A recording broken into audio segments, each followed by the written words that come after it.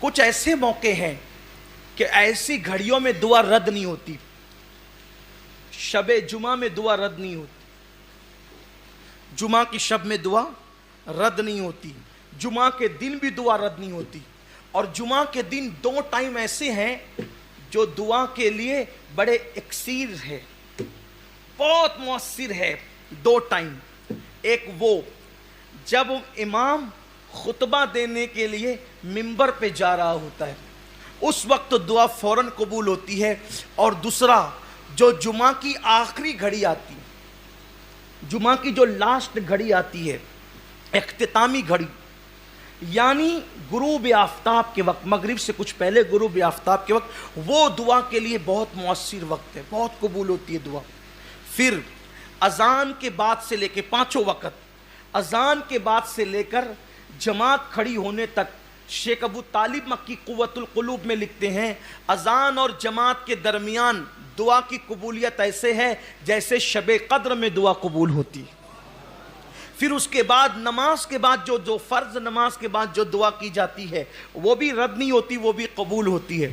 دونوں خطبے کے درمیان جو دعا کی جاتی ہے وہ بھی رد نہیں ہوتی, وہ قبول ہوتی ہے. اسی طرح بقرعید کی شب یعنی عید الاضحیٰ کی شب میں دعائیں قبول ہوتی ہیں, وہ پوری رات دعا قبول ہوتی ہے. رجب کی پہلی شب میں پوری رات دعا قبول ہوتی ہے.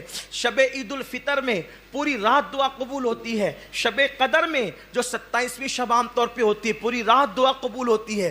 رمضان المبارک میں چاند دکھنے سے لے کے جو ہے وہ چاند شوال کا نظر آنے تک, یا جو ہے وہ اختتامی روزے کا, آخری روزے کا سورج غروب ہونے تک, ہر سیکنڈ, ہر پل, ہر ساعت دعا قبول ہوتی ہے.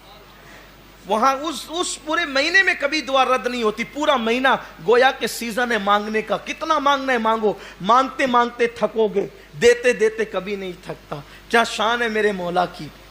تو شب عید الفطر, رمضان شریف کا پورا مہینہ, پھر اسی طرح سے شب برات, پھر اسی طرح سے جب کسی کا انتقال ہو, جب کسی کی روح نکلتی ہو تو وہاں بھی رحمت کے فرشتے ہوتے ہیں.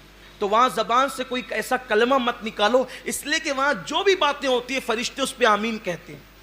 تو روح نکلتے وقت کا معاملہ بھی بڑا جو ہے وہ قبولیت دعا کا ہوتا ہے جب کسی کے, اور خاص طور پہ روح نکلنے کے بعد جب کسی مومن کی آنکھیں بند ہوتی ہے اس وقت بھی دعا قبول ہوتی ہے.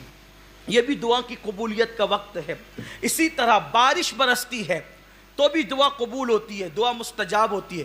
دیکھو دعا تو ہر وقت قبول ہوتی ہے, یہاں جو قبول ہونے سے مراد ہے وہ یہ ہے کہ دعا کا اثر جلدی ظاہر ہوتا ہے.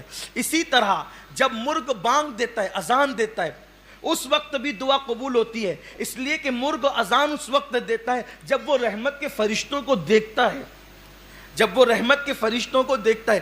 حیرت کی بات یہ ہے کہ لوگ رسول اللہ کے متعلق کہتے ہیں کہ ان کو دیوار کے پیچھے کی خبر نہیں. ارے یار, جس مرغے کو تو 200-500 روپے میں خرید کر کے کھاتا ہے وہ رحمت کے فرشتوں کو دیکھ لیتا ہے. جسے مولوی دیکھ نہیں پاتا اسے وہ مرغا دیکھ لیتا ہے. آپ غور کریں, یہ بیچارہ زندگی بھر یہی تقریر کرتا رہتا ہے کہ انہیں تو دیوار کے پیچھے کی خبر نہیں, دیوار کے پیچھے کی خبر. او تیری 2 ٹانگ کا مرغا دیکھ رہا ہے, رات دن وہ دیکھ رہا ہے اور اذان پڑھ رہا ہے, اور اس وقت دعائیں قبول ہو رہی ہے. حیرت کی بات ہے کہ لوگ یہ حدیث نہیں پڑھتے. یہ حدیثیں لوگوں کی نظر میں آپ سوچتے ہیں کہ یار ان کی بات کیوں آ گئی. ان کی بات اس لیے آ گئی کہ آپ کا عقیدہ محفوظ ہونا چاہیے, ورنہ پھر ان باتوں کا فائدہ کیا ہے.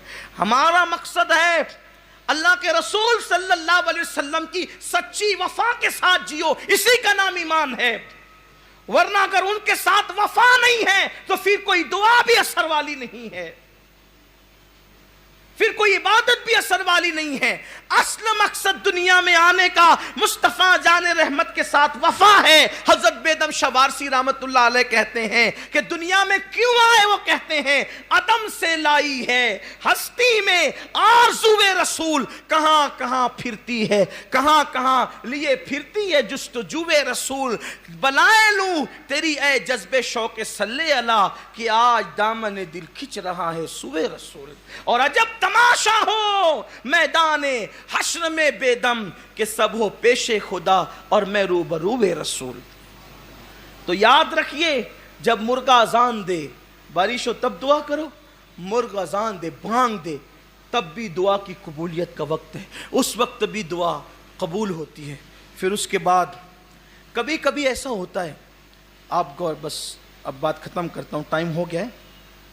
کبھی کبھی ایسا ہوتا ہے کہ آپ کے دل میں بڑی رقت آتی ہے. کبھی کبھی دیکھنا ایسا اتفاق ہوتا ہے، دل زیادہ عبادت کو چاہتا ہے، دل کبھی رونے کو کرتا ہے، آنکھ میں آنسو آنے لگتے ہیں، یعنی دل نرم ہو جاتا ہے.